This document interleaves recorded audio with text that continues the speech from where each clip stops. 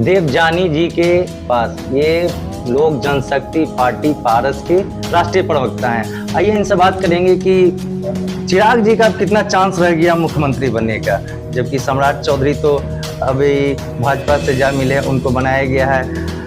तो अब क्या चांस लगता है कि ये जो घूम रहे हैं, तो क्या लगता है? देखिए ऑनेस्टली बताएं, मैं उनके खिलाफ माने उनके बारे में मैं कुछ भी बोलूंगी तो लोग उसको ये सोचे कि मैं पर्सनल दुश्मनी निकाल रही हूँ, बट ऐसा जैसा कुछ नहीं है। आई रेस्पेक्ट हिम अलॉट। मैं उन्हीं को देख के मैं पॉलिटिक्स में आई भी थी और 1 साल 8 महीना वहाँ पे काम भी की हूँ। लेकिन जो चीज़ अभी के समय में देख पा रहे हैं वो बहुत सिंपल है कि चिराग कुमार पासवान जी ने अभी तक अपना स्टैंड क्लियर नहीं किया कि वो एनडीए में है कि नहीं। अभी 2 दिन पहले उन्होंने नालंदा में जाके भी अभी ऑनरेबल पीएम के खिलाफ ही उन्होंने बयान दिया है कि भाई उन्होंने मेरा घर से ये निकाला, मेरे पिताजी की तस्वीर निकाली। अचानक से ये उनका मन परिवर्तन का कारण क्या है मुझे नहीं पता। दूसरी बात, वो अभी तक ऐलान नहीं कर पा रहे हैं कि वो एनडीए में है, कि वो आरजेडी के साथ जाएंगे, और हमेशा वो थोड़े नरम दिखे रिगार्डिंग तेजस्वी प्रसाद यादव हमारे ऑनरेबल डिप्टी सीएम के ऊपर। इसके अलावा अगर मैं बात करूं, क्योंकि अभी हम सब देख रहे हैं कि बहुत अच्छा स्टैंड बीजेपी ने लिया है सम्राट चौधरी जी को लाके, और एक यंग नेता, युवा नेता, अगर आप उनके कार्यकाल देखेंगे तो लगातार वो बार बार धीरे धीरे करके ग्रो करते गए। और बिहार में रह के राजनीति किया उन्होंने अपने कैडर में, उन्होंने अपने सीनियर लीडर्स के साथ बहुत अच्छा से, बहुत ईमानदारी से बीजेपी के साथ हमेशा खड़े रहे। तो बीजेपी उन्हीं नेताओं को आगे बढ़ाएंगे जो एक कैडर में अपने सीनियर लीडरशिप के साथ 100% दे के आगे बढ़ेंगे, और उसमें सम्राट चौधरी जी का नाम पहले आया। ये बड़ा अच्छा चीज है। ये अलग बात है कि वो ओबीसी कास्ट से बिलोंग करते, तो एक तरफ वो वोट बैंक का भी एक खेल है जो धीरे धीरे आप सबको पता चलेगा, क्योंकि आपका बिहार के राजनीति में कुछ भी हो, जाति समीकरण बहुत मैटर करता है जब भी इलेक्शन का समय आता है। तो वो एक प्लस पॉइंट है। अब रही बात चिराग कुमार पासवान जी की, उनके साथ यही प्रॉब्लम है कि वो बिहार में रह के काम तो करना चाहते हैं, बिहार में सीएम तो बनना चाहते हैं, बिहार में रहते नहीं, बिहार में बहुत कम रहते हैं। तो ये कहीं ना कहीं उनके लिए एक माइनस पॉइंट हो सकता है। लेकिन अगेन अभी जो भी लोग उनके साथ दिखते हैं या फिर जनाधार, वो सारे बीजेपी के सपोर्टर हैं। जिस दिन वो क्लियर कर देंगे कि वो किस टीम में है, वो किनके साथ है, उसी दिन ही बहुत सारी चीजें उनके लिए भी क्लियर हो जाएगा और बाकी लोगों के लिए भी। तो अभी राजद से भी देखा गया है कि ये मांझी जी के जो बेटे हैं वो भी मुख्यमंत्री, महागठबंधन से ही 2 अगर आ जाते हैं तो मुख्यमंत्री पद के लिए तो ऑनेस्टली बताएं, दावेदार कोई भी हो सकता है। दावेदार जस्ट बिकॉज जितेंद्र राम मांझी जी एक समय सीएम थे, तो अभी उनके बेटे उनके पार्टी के राष्ट्रीय अध्यक्ष है। मुझे नहीं, देखिए ऑनेस्टली बताएं, उनकी बेटे का मैंने कोई काम तो सुना नहीं, मैं झूठ नहीं बोलूंगी। क्या काम करते हैं, क्या उन्होंने अपने समाज में या फिर अपने जिस जगह से वो हैं वहां से उन्होंने कितना काम किया, उसका मैंने नहीं देखा।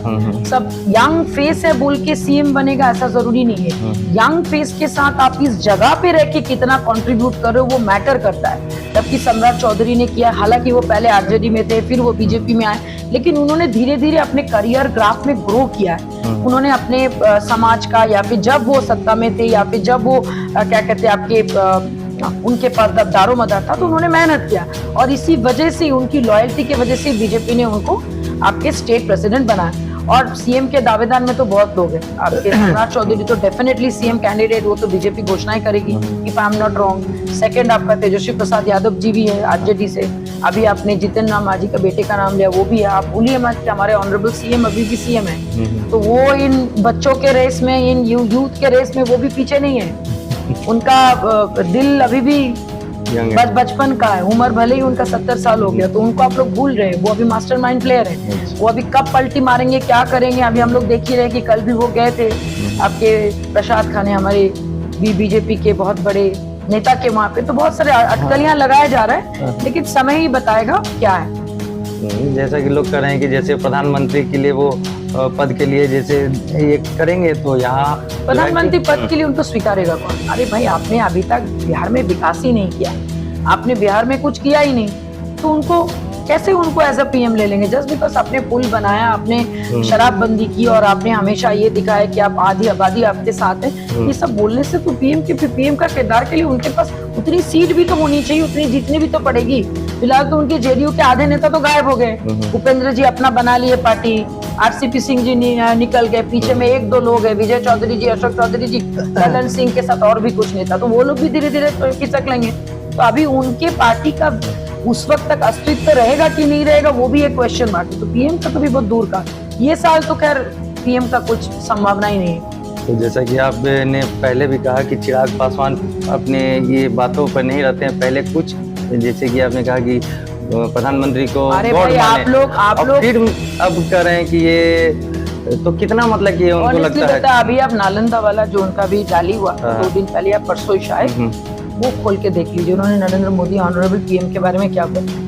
9 साल पुराना एक वीडियो बहुत ज्यादा वायरल हो रहा है जिसमें उन्होंने नाम लेके बोला है कि मैं बिल्कुल भी गलत नहीं हूँ, अगर मैं ऑनरेबल पीएम और लाल कृष्ण आडवाणी के बारे में मैं ये सोच रखता हूँ। तो भाई जो अपने घर का नहीं हो सका, जो अपने पिता का नहीं हो सका, जो अपने माँ का नहीं हो सका, अपने बहन का नहीं हो सका, तो वो हमारे राज्य का क्या होगा।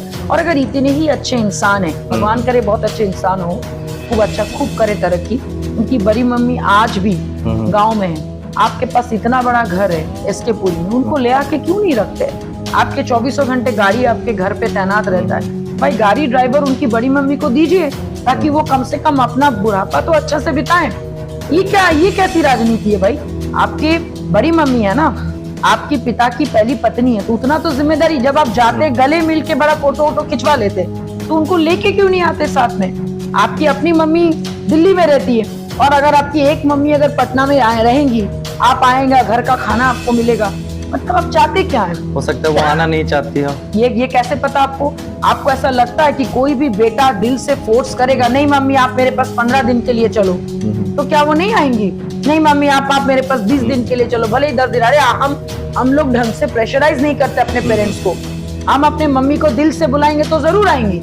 हम लोग को लगता है उनको तकलीफ होगा, नहीं उनको सुख मिलेगा अगर वो बेटे के साथ रहेंगे। तो वो बुलाते कि नहीं बुलाते उनकी चॉइस है, लेकिन उनको बुलाना चाहिए। साथ में उन्होंने आपने देखिए किसी थर्ड पर्सन के वजह से उनकी पार्टी टूटी, उस थर्ड पर्सन का अपने साथ दिया। और चाचा जी के बारे में आपने अभी भी आप जो सांसद हो, आप तो हमारे मिनिस्टर के अंडर में ही ना सांसद हो। एमपी जो आप हो, मिनिस्टर के कोटे में ही ना हो आप भी तो एक सांसद उन्हीं की वजह से हो। आप जब वहां पे जब आपका पार्लियामेंट चलता है तो आप उठ के आप आ जाते हो पटना आके आप रैली वगैरह करने लगते। क्यों भाई, आपको वहां पे जाके आपको आवाज उठाना चाहिए। ऐसे बीच में आप उठा भी रहे थे, चाहे वो अरबल हो या फिर चाहे आपका सीटेक बीटेक का, उसके बाद तो आप करना ही बंद कर दिए। क्यों बंद कर दी? क्योंकि अभी आपको अपने पर्सनल एजेंडा ज्यादा इंपॉर्टेंट है। आपको किसी भी कीमत पर ये दिखाना है कि आपके पास जनाधार है, आप सीएम कैंडिडेट है। और जनाधार भी सारे बच्चे लोग हैं, जाते हैं तो वहां पे 20 लोगों का पॉकेट मार हो जाता है, गले की चेन छीन ली जाती है।